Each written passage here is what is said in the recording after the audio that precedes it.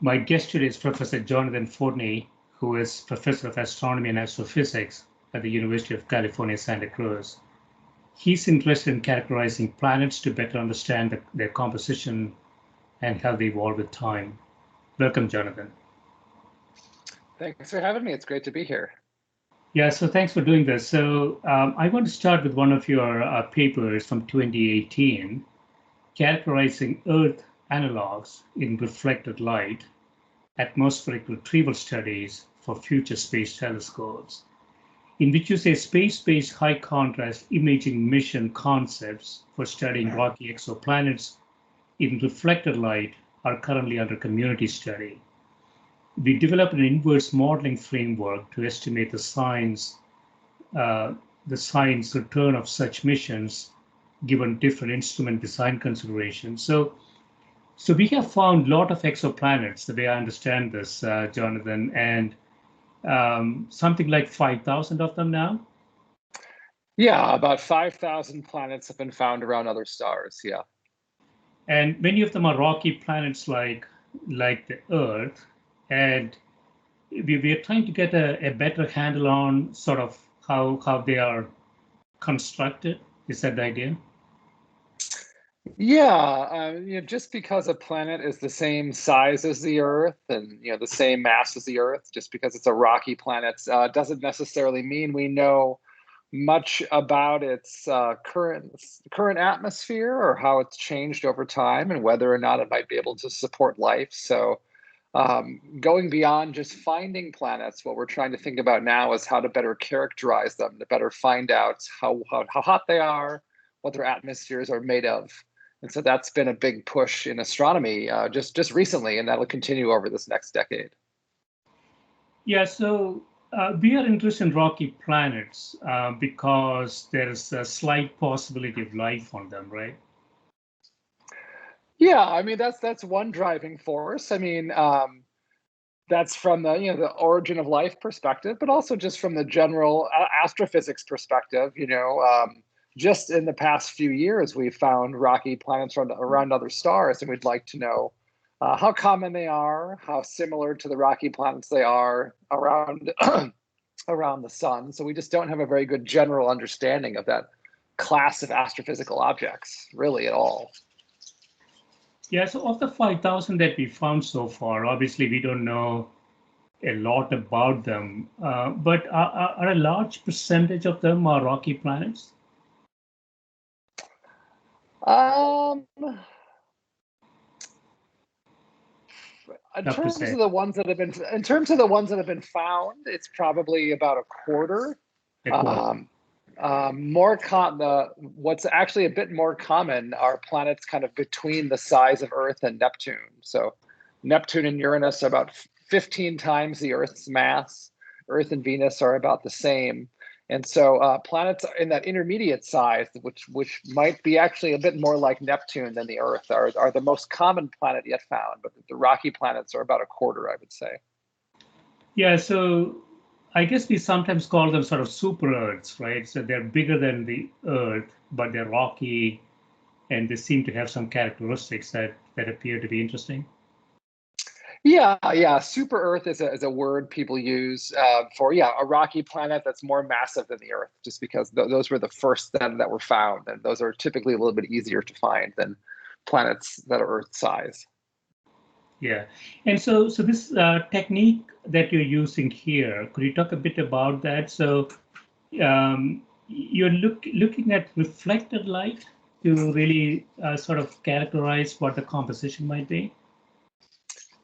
Yeah, so the two ways you can think about learning, or there's several, but one common way is you can imagine looking at the heat, the thermal radiation a planet gives off. Another way is to look for the light reflected off of the planet. So that's, of course, very familiar to us. On Earth, we can look up in the sky and see light reflected off of Venus or Jupiter. Those are the things we can see. And if you can get a spectrum of that light, you can look for the fingerprint for different molecules that might be absorbing in a planet's atmosphere. So you talk about W first here. So are we in a position to measure this in a systematic way? I mean, do we have enough data to look at this? Yeah, and the main issue is that it's a really, really daunting technical challenge, right? We can make computer models like we do in my group about what such planets might look like, and what wavelengths are best to try to see these molecular fingerprints. But it's really hard technologically, just because a planet like the Earth is about 10 billion times fainter than the sun in terms of visible wavelengths. So you want to be able to build something that can block out that parent star's light and yet see this very faint light of the planet essentially right next to it. And so the WFIRST, which has now been renamed the Roman Space Telescope, that's going to be launching in about 5 years, that should be able to see planets that are around, we think, maybe a billion times fainter than their parent star. So maybe not quite down to the sort of 10 billion we need to see potentially planets like the Earth, but that would be about a factor of 1,000 times better than people can do today. So it would be a major technological leap. Yeah, so it's a billion times fainter than their star. But can we really get a spectra from that to really make some conclusions? That's a great question. Yeah. So the way the Roman Space Telescope is designed is that it won't really be able to do spectra well. It'll be able to measure the brightness in a few distinct wave bands. So from that, we'll be able to detect the light from some planets, probably mostly a bit bigger planets, maybe more like Neptune-sized planets. And we'll be able to tell, how bright they are, whether or not they have, probably if they have clouds in the atmosphere, because clouds tend to be very reflective. But it is going to be difficult to determine that sort of molecular composition. But that aspect of the Roman mission is really supposed to be a pathfinder for a future more technologically advanced mission. The main aspects of the Roman Space Telescope are other areas of astrophysics.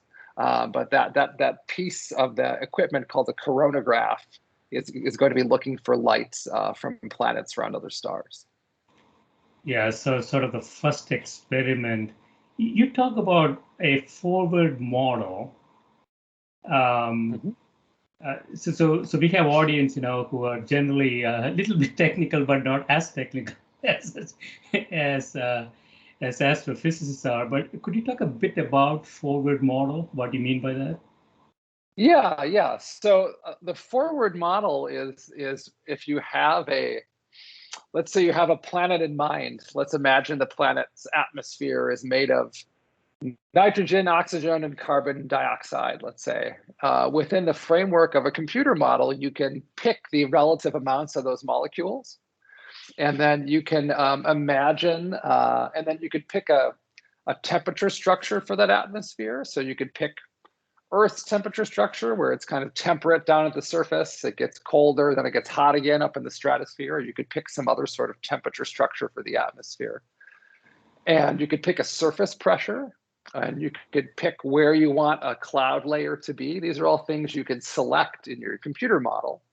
And the forward model is really just then calculating for all the selections you've made, what that spectrum looks like. It actually does the calculation of light from the parent star hitting that model atmosphere you've created, and then looking at the light that's reflected back. And so the forward model is the computer setup to calculate that spectrum based on the sort of things that you put into the model in terms of the composition, pressure, temperature, and clouds. That's what that forward model is. Yeah, so if I understand this correctly, Jonathan, so you can make a set of assumptions. You can simulate based on those assumptions, and you get an outcome. And you sort of compare that outcome to what you're observing, and then go back and do that over and over again. Yeah, so in this particular paper, since we don't really yet have a spectrum of an Earth-like planet around another star, that's what we'd like to do in the future. What we did is we sort of made a few model planets that we said okay, let's imagine this is the true spectrum. Let's imagine this is the real spectrum of a planet around another star. And we added noise to that spectrum to make it like as if you were actually observing it with a space telescope. We added noise to that spectrum. And then what we did is we ran many hundreds of thousands or even millions of forward models where we varied all these parameters in terms of temperature, atmospheric composition. And we then tried to assess whether or not we could actually determine the parameters of the true spectrum based on all these millions of forward models that we'd run. So to sort of simulate what we would eventually do once we have a real spectrum, to try to assess how well we could understand what this real atmosphere was actually like in terms of the surface pressure, what molecules are in its atmosphere. So it's kind of like a numerical experiment of what we would like to be doing in the future once we have this sort of high quality data from a new space telescope. Yeah, so there could be some AI type techniques here, right? Potentially in the future that we can observe planets in our own solar system, we can get their spectra, and then we can get something from outside and sort of ask the machine if it can figure out what that might be. Is that possible? Yeah, people have done experiments like that. There are kinds of planets that we do have better data for, better spectra for. Those are often called hot Jupiters. Those are big gas giant planets very close to their parent star. And with technology we have already, like from Hubble Space Telescope and also big ground-based telescopes, we can get spectra of those planets, and we can see just because they're so hot, they're kind of nothing like Jupiter, even though they have similar temperatures, even though they're similar in Jupiter in terms of their mass, they have much hotter atmospheres. So they do look very different. And people have done some AI work to try to assess whether or not a network like that is better than a human in terms of assessing what molecules we see in the atmosphere. So just because there's a relatively small number of planets so far that we have spectra for, it hasn't really been necessary. But looking towards the future, when we will have spectra for a larger number of planets, I think it does make sense to sort of think about aspects like that and how AI could complement humans in terms of trying to assess what these atmospheres are like. Yeah, so sort of job security, Jonathan. So humans are still dominant over the machines in this until we get more data. And it varies, and in other areas of astrophysics, which are much more advanced than planets, right? There can be spectra of 1 million galaxies or 10 million galaxies, and you don't want to be the person who's trying to classify these 10 million spectra. You want to hand that off to AI, or images of hundreds of thousands of galaxies. And there people are really doing really incredible work doing that. The thing about planets is that we just don't yet have the sample size, whereas in other areas of astrophysics, that really has become pretty common in the past 5 years. Right. So I want to go into another paper and a different topic. So this paper, you say, do metal-rich stars make metal-rich planets? New insights on giant planet formation from host star abundances. So you say the relationship between the compositions of giant planets and the host stars is of fundamental interest in understanding planet formation. The solar system giant planets are enhanced above solar compositions in metals, both in their visible atmospheres and bulk compositions. And the key question is whether the metal enrichment of giant exoplanets is correlated with that of their host stars. So when we talk about giant planets in the solar system, I guess we are talking about Jupiter and Saturn. Are those the two ones that we think about? Yeah, using this sort of terminology, yeah. So Jupiter and Saturn, and most of their mass is hydrogen and helium, just like the sun. So most of their mass is hydrogen and helium, but they have a core that is really metal rich. Mm-hmm. And so the puzzle here is how did they, I don't know much about this, Jonathan. How did they acquire those metals? Is that the issue? Yeah, yeah. So one of the things we know about Jupiter and Saturn is that although they're made out of the same material the sun is made out of, the way we think planets form is that the star, which is mostly hydrogen and helium, has a disk of material around it. And that disk of material has the exact same composition as the sun itself or the parent star itself. But yet we live in a planetary system where none of the planets have the same composition as the sun. Of course, on Earth, we have almost no hydrogen and helium. But even Jupiter and Saturn, which are mostly hydrogen and helium, they actually are much more enriched in these heavier elements than the sun is. And we think that's for two reasons. One is that we think when the planetary system was young, both Jupiter and Saturn, before they even formed, there was like a 10 Earth mass object that formed at Jupiter's location. And that 10 Earth mass thing was a big ball of ice and rock. And that was the proto-Jupiter. And the gravity of that proto-Jupiter pulled down hundreds of Earth masses of hydrogen and helium down on top of it. And that made the actual Jupiter, which is about 300 Earth masses. And then at the same time, looks like it was probably accumulating lots of asteroids and comets that also enriched it on the whole in these heavier elements compared to the sun.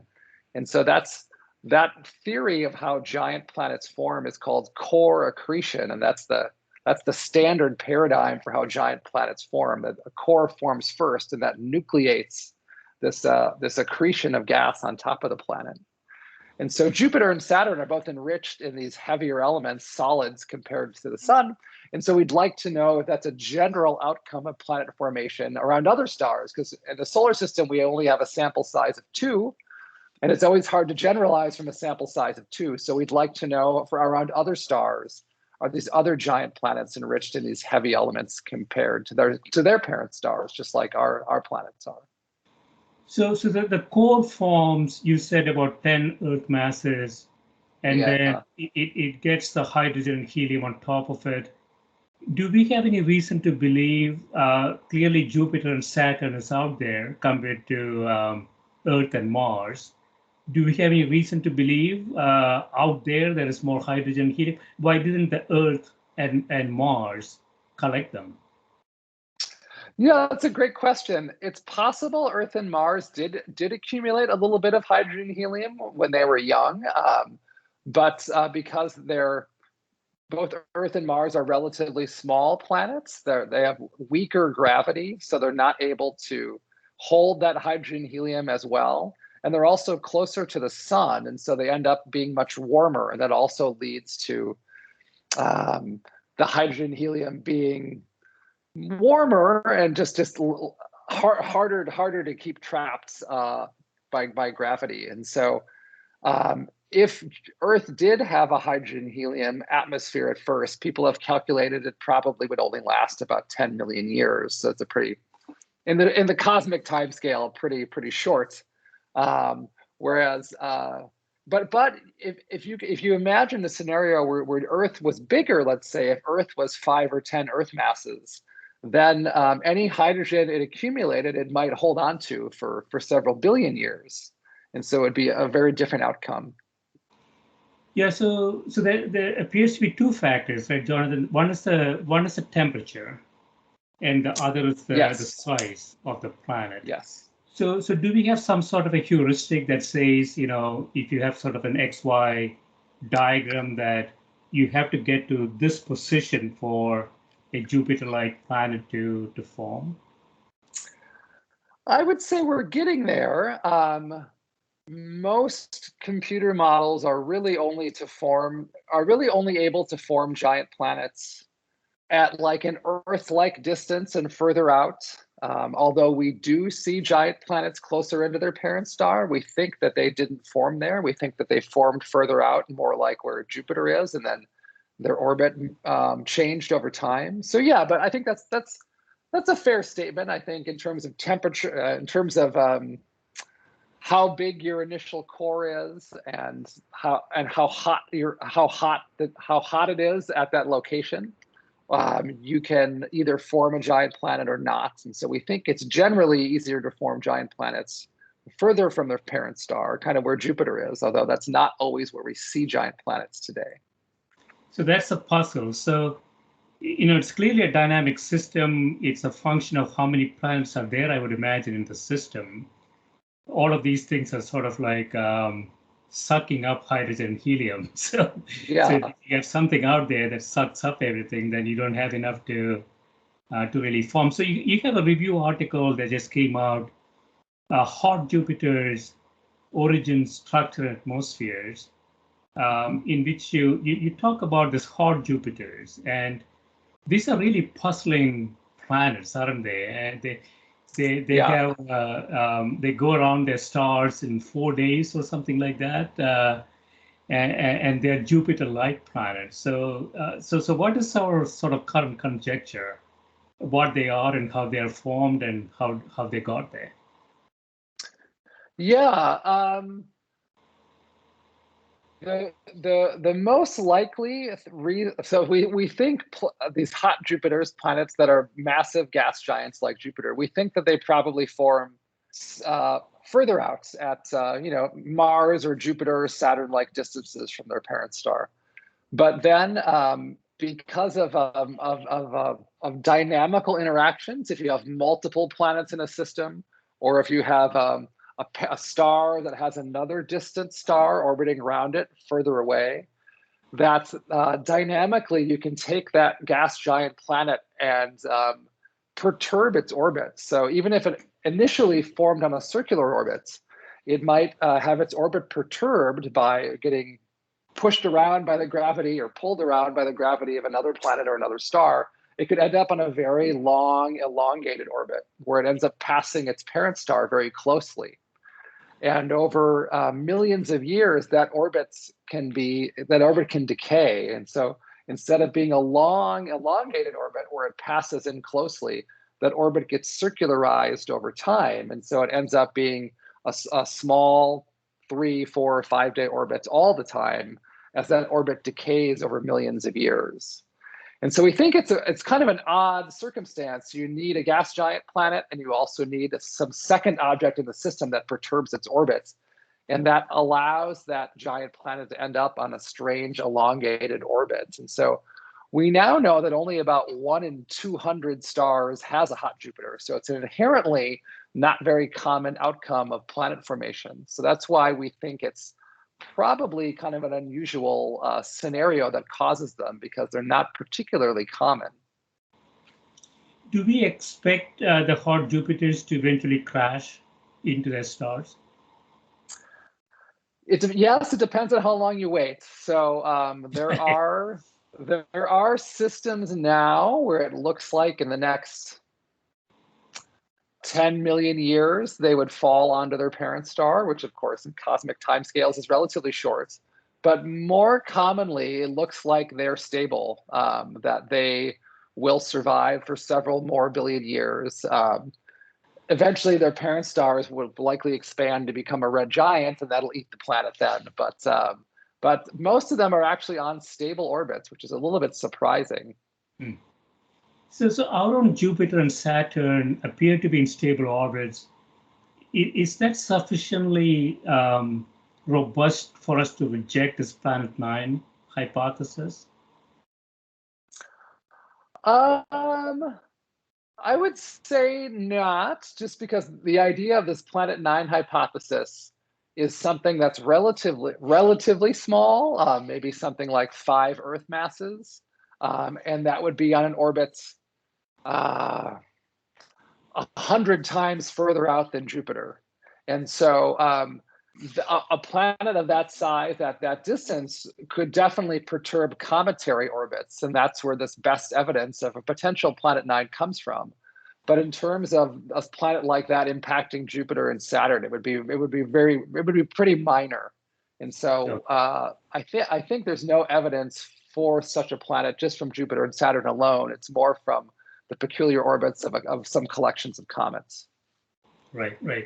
Yeah. So Is it correct to think, Jonathan, that so the hot Jupiter forms away from the star, it became an elongated orbit, and over time the gravitational pull gets them closer and closer to a circular orbit around the star.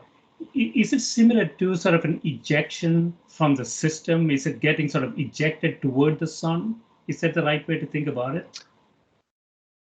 Yeah, there has to be some sort of exchange, right? So one of the initial ideas was that if you form, let's say, two giant planets, if you imagine forming Jupiter and Saturn really close together, perhaps one gets tossed in and becomes the hot Jupiter, and one gets tossed out of the planetary system and floats freely forever.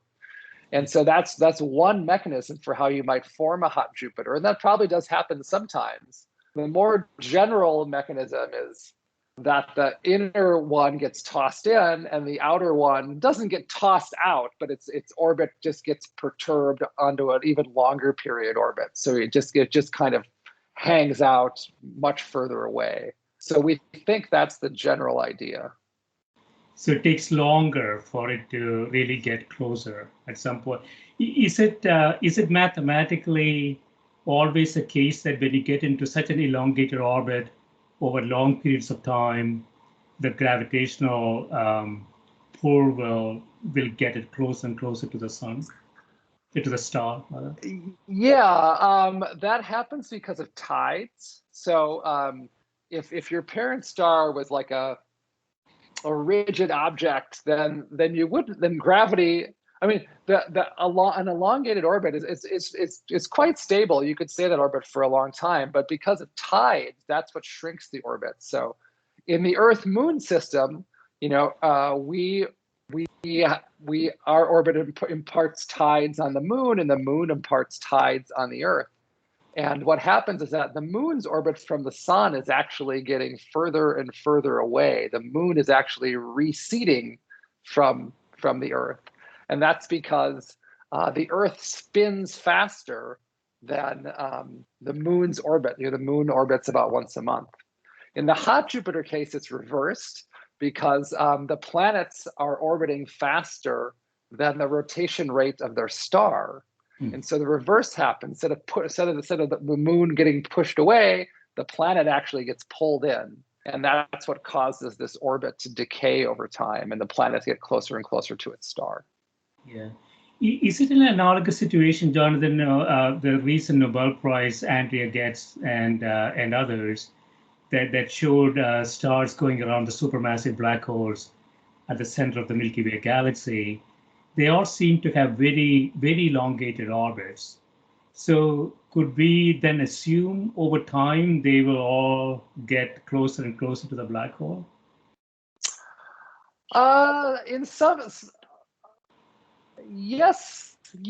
I'm not sure what the time scale is for those orbits to decay around the black hole, though. I don't want to speak out of turn. People have spent a lot of time wondering about planet stars that could be disrupted if they come too close to the black hole. So people call those tidal disruption events. And we haven't seen one in our own galaxy, but it's likely that those sorts of events do happen when the stellar orbits decay around the central black hole. So it's in some ways it is fairly analogous. Yeah, that's a good point. Yeah.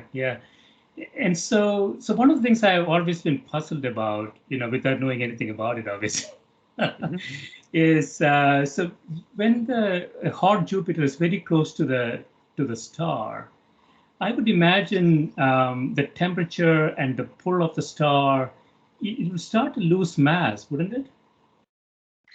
That's a great question, and that does happen. Yeah. So this was something people thought a little bit about when hot Jupiters were first discovered in 1995, but no one had really.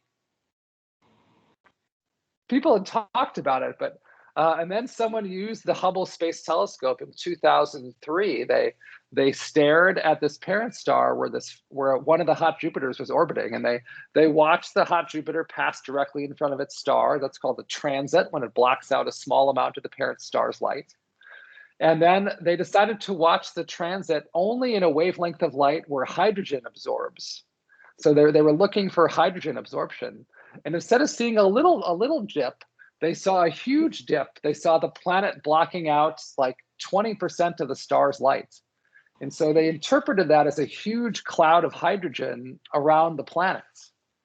And so that's been seen now for a few dozen hot Jupiters. So they actually are slowly evaporating over time because it's so hot, that their atmospheres are so hot that the velocity of the hydrogen is high, and that hydrogen can actually leave the planets.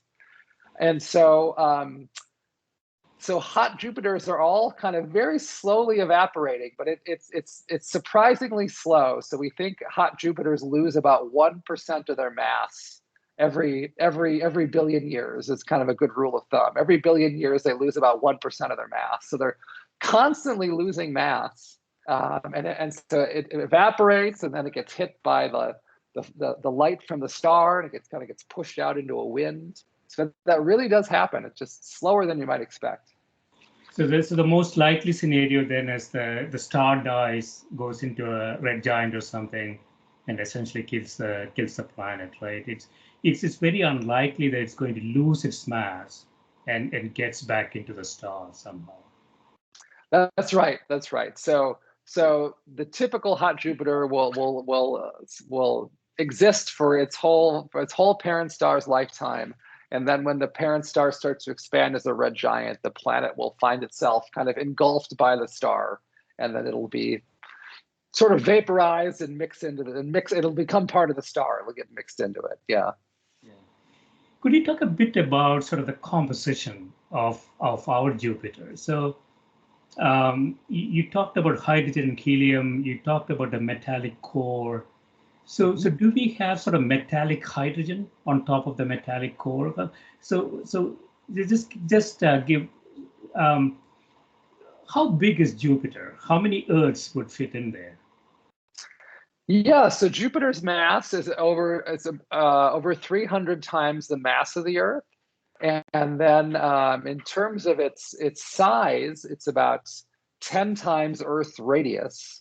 And so then in terms of volume, it's about 1,000 times Earth's volume. So it's tremendously larger object. So about 1,000 Earths would fit inside. And most of its mass, is this material that we don't really have on Earth called liquid metallic hydrogen. And so the atmosphere you see of Jupiter, that's mostly molecular hydrogen, H2. And it's cold at the visible surface of Jupiter. It's like 125 Kelvin. And then as you go down deeper and deeper, it gets hotter and hotter and hotter, and the pressure gets higher and higher.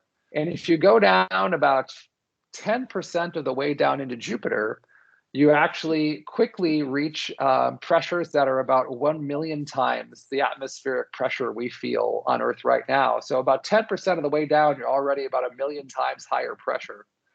And the temperature is 5,000 or 6,000 Kelvin. The temperature is similar to the surface of the sun, actually. And at that point, hydrogen, it can't be a molecule anymore. The pressure is too high, the temperature is too high. And so what happens is the hydrogen molecule dissociates, and it also ionizes. So what you get is just a sea of protons and electrons. And the density is really high too. The density is similar to like a glass of water. That's how dense that the proton and electron sea is. So people call that a liquid metal. It's a liquid metallic hydrogen. And that's the part of the planet where Jupiter's magnetic field is created. So that's a convective, kind of churning, overturning liquid metal that makes up almost all of Jupiter's mass. And that's what most of Jupiter is down deep in its interior. And people have made that in the laboratory. You can shock a sample of hydrogen for like a nanosecond, and you can make a sample of liquid metallic hydrogen, but then of course it goes away. So people have simulated that in the laboratory, but it's interesting that Jupiter itself is a huge natural reservoir for this stuff. So we had a mission over to Jupiter. Was it Juno that? Yeah, Juno's there right now. Yeah. So was there any plan to sort of drop a probe into the planet? Not for that mission, but when the Galileo mission was there in the mid to late 90s, they dropped a probe in, and there was a probe in 1995, and that fell in and measured a lot of details of the composition of Jupiter's atmosphere, how fast the winds are, how the temperature at the various levels in the atmosphere. The probe can't make it too far down, though, just because the temperatures get too high and the probe itself basically vaporizes. Yeah, so that's what I want to ask you. So if Jupiter's radius is x, 0.1x into it, you say you will see metallic hydrogen. Mm-hmm. Metallic hydrogen meaning it's solid, is it? No, it's a liquid metal. It's more like metal. mercury. It's a liquid metal. Yeah. Okay. And so if you were to survive the temperatures and you can sink deeper and deeper, when do you think you will hit sort of the hard surface on Jupiter? Yeah, that's a great question. And that's something that the Juno mission has really radically changed our idea of just in the past few years. So people used to imagine that Jupiter had this sort of distinct core. Once you made it all the way down to the center, you would hit this 10 Earth mass thing that I talked about, 20 minutes ago, this remnant core. And one of the things that Juno has suggested, so one of the things that Juno can measure is the gravity field of the planet. So the gravity field tells you about how density varies as a function of depth inside the planet. So that's sort of the thing that the gravity field tells you about. And what people have found from interpreting this Juno data is that Jupiter's core doesn't seem to be distinct. It seems to be what people are using the word dilute or diffuse, like the core has been gradually eroded over time. Mm. And so that core, which may have been distinct when the planet first formed, seems like now it's been diluted into the overlying hydrogen and helium, maybe because convection has been buffeting it over the past several billion years. And so it seems like that core, although still something like 10 Earth masses, is kind of distributed over the inner half of the planet. So one of the things we don't know is if there's still any remnant hard core left at the very center, or whether or not the whole thing has kind of been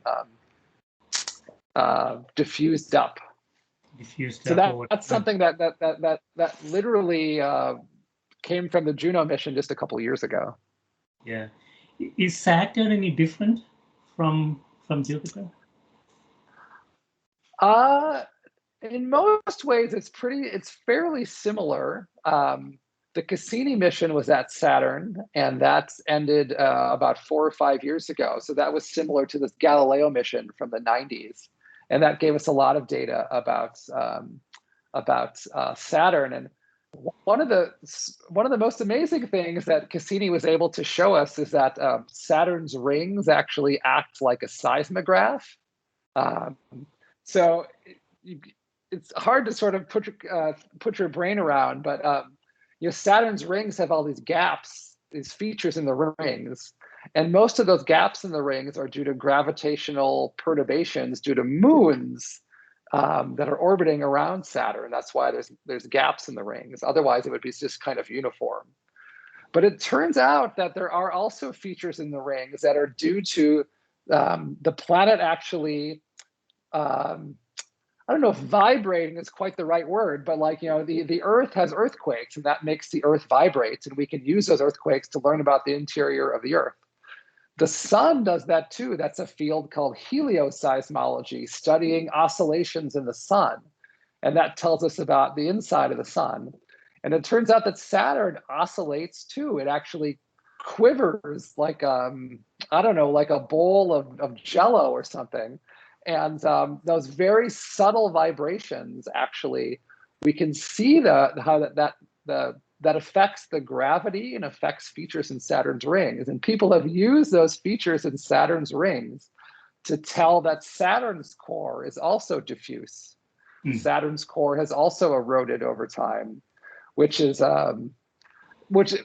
interesting from a connection to Jupiter standpoint, but it's also kind of mind-blowing. You can use Saturn's rings to learn something about the interior structure of the planet itself. So is that a general principle, Jonathan, we could use when planets get to this size? You can't really have a stable core that over time it's going to get diffused? Probably. I mean, it's hard. It's always hard to know from a tiny sample size. But given that both Jupiter and Saturn look like they have this sort of eroded, diffuse core, that's fast becoming the new paradigm, I would say, when we think about giant planets. That this core probably seeds their initial formation, but then after time, that core then begins to get dredged up over time within the planet. And I would imagine the higher the temperature, the more likely that will happen, right? So the hot Jupiters are probably sort of getting stirred up completely inside out. Yeah, that's very likely to be true. Yeah. So in conclusion, Jonathan, so I know that you're doing a lot of work in this area. We are getting a lot of data. We have found a lot of exoplanets. We found some weird things like hot Jupiters, but you say only 1 in 200, so they're not that usual. So as you look forward, what's sort of your gut feel conjecture? Do we have a good sort of theory about planet formation, or does it have to be modified, improved, changed over time? It's funny, people developed all these ideas about planet formation based on looking at our own solar system, right? And that was our only example we could study. And then over the past 25 years, we've seen planetary systems that look nothing like our own planetary system, right? You have hot Jupiters, you have super Earths. There's planetary systems where you can find multiple planets, all interior to Mercury's orbit. So like inside of Mercury's orbit in our own solar system, we have nothing there. So I would say this is the era where people are developing new models for forming planets all the time. There's papers about this every day. And they're comparing to these new data sets from like the Kepler mission and other ways we were finding planets. And so I would say, the ideas people are generating today, I think a lot of those ideas will stand the test of time. But I think I couldn't say, that there was any one paper published in the past 5 years that is definitely right and these other ones are definitely wrong. It's just a time of so much upheaval, which is really exciting, that makes it kind of uncertain which of these ideas will still be around in 10 or 20 years, I would say. Is it fair to say that the N of 1 experiment we have in solar system is not really useful to make theories? Would you say that's giving us enough information? It depends. So, I mean, it is a sample size of 1, but the nice thing about it is that you can get such detailed information about that sample. One of the things we know about the solar system is it looks like our system was sort of polluted by a supernova that exploded when our system was very young, and that seeded us with radioactivity. And so that's really interesting, and we don't know how commonly that happens. But to me, there's a really nice complement of studying our own system in extreme detail to figure out a timeline of events in our own solar system. And then you compare that to the exoplanet perspective, where you're never going to have as much detail about any individual system, but you can see trends much more easily because you have a larger sample size. And I think that's really where the understanding comes from, is complementing those 2 points of view. Yeah. It's exciting time in astrophysics, that's for sure. Yeah, definitely. Excellent. Yeah, thanks so much for spending time with me, Jonathan. Well, thanks so much for having me. I had a great time, and I look forward to hearing the podcast and on others coming out from you this summer. Excellent. Thank you. All right. Bye. Bye.